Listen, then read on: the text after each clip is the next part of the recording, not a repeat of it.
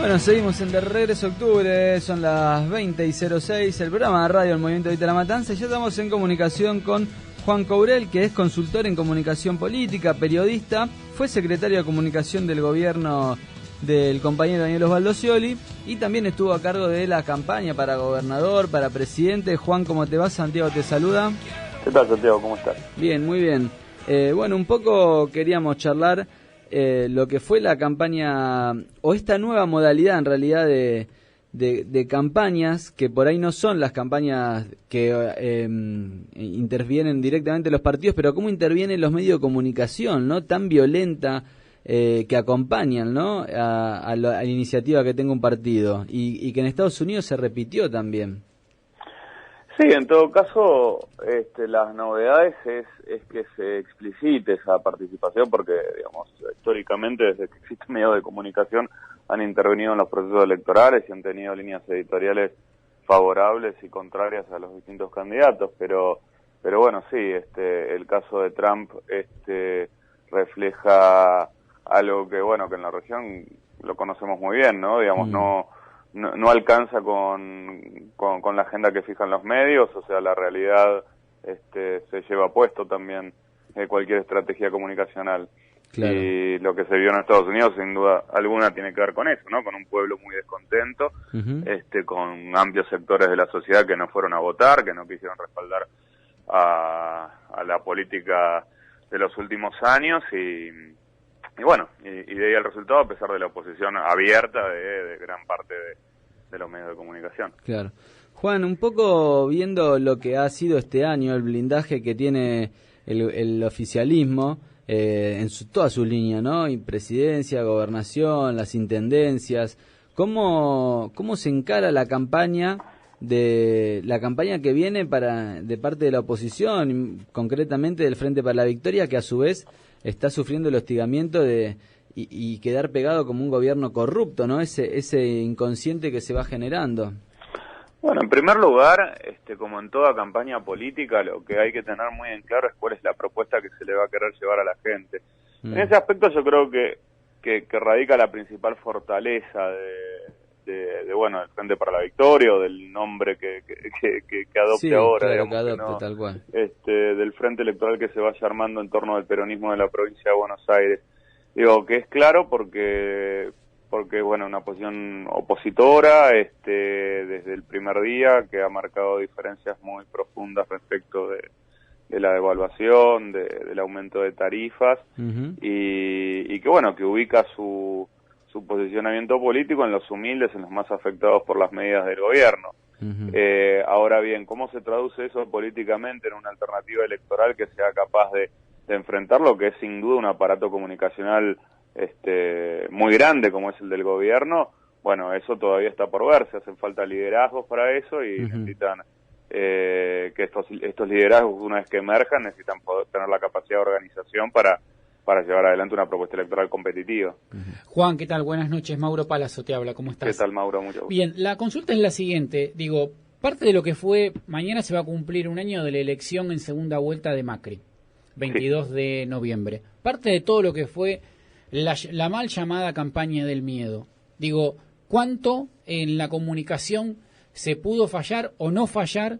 Digo, porque Scioli no jugaba a ser un adivinador de lo que iba a suceder, simplemente leía la realidad y la proyectaba. Digo, ¿cuánto se puede hablar de campaña de miedo o se puede o no se puede hablar de campaña de miedo? ¿Cómo se puede tratar eso? Bueno, eso es un título periodístico, tampoco yo me peleo contra ese tipo de titular.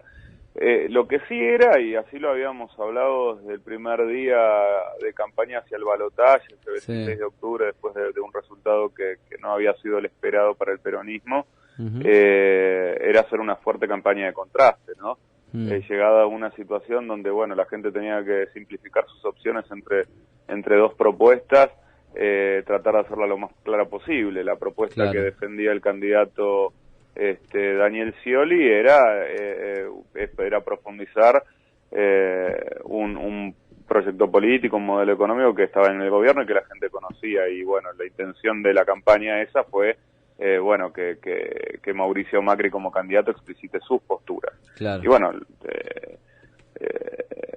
a pesar de que fue muy criticado en su momento, eso permitió pasar de un escenario muy negativo en cuanto a lo electoral a, bueno, casi ganar la elección, estar a apenas un punto y medio de poder dar vuelta al resultado. Totalmente. Juan, ¿qué tal? Jonathan te saluda. ¿Qué tal, Jonathan? Muy bien.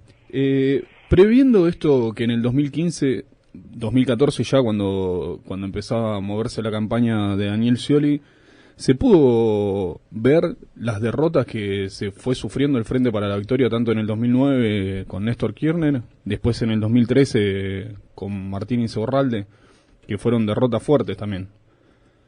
Sí, la pregunta no la entendí, perdón. Si eso, cuando fue la campaña del Frente para la Victoria en las elecciones del 2015, sí, una campaña tan fuerte que era políticamente era seguir con el mismo proyecto, si se pudo prever o analizar esas dos derrotas que fueron la del 2009 y la del 2013. Sí, pero entiendo que las analizamos menos de lo que deberíamos haberlas analizado.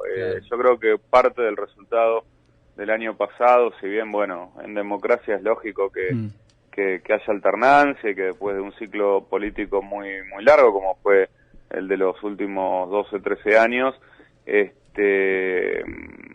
bueno, viniera una opción diferente. Eso es natural de los regímenes democráticos, tampoco hay que dramatizar los procesos electorales, ¿no? Claro. Pero sin embargo creo que hubo una subestimación por parte nuestra del escenario, en el cual no veíamos que efectivamente había un sector social bastante descontento que esperaba más del gobierno, sí, esperaba más de la situación. Uno después puede entender los motivos por los cuales se podía llevar más lejos o no alguna determinada política, pero bueno, uno tiene que entender que la gente vota hacia adelante, vota por su presente, no por lo que un gobierno consiguió en los años anteriores, y está bien que así sea, porque esa es la manera en que se progresa, que progresan los países, que progresan los pueblos.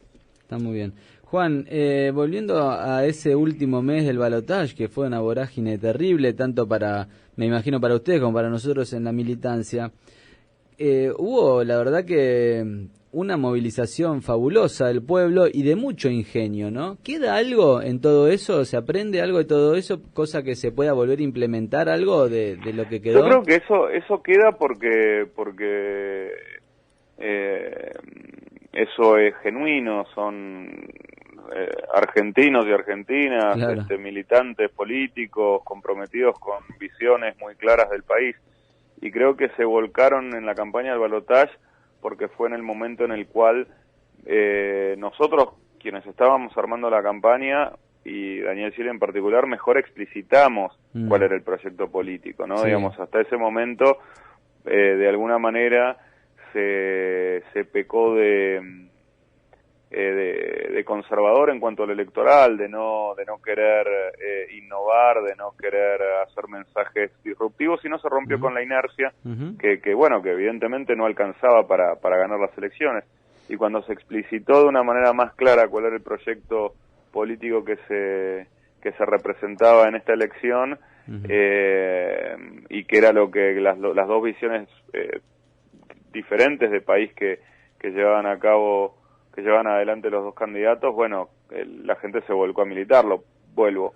Para que eso se repita, lo que se necesita son opciones claras, es una propuesta muy precisa acerca de cuál es la visión de país que se tiene, y bueno, y por sobre todas las cosas, un liderazgo político. Los liderazgos políticos no se construyen en un laboratorio, no lo crean los consultores, no se delega. Los liderazgos políticos emergen por la capacidad de conducción de un determinado dirigente. Juan, disculpa que te voy a volver sobre tus preguntas cuando hablabas de las dos derrotas del año 2009 y 2013, al menos en la provincia de Buenos Aires.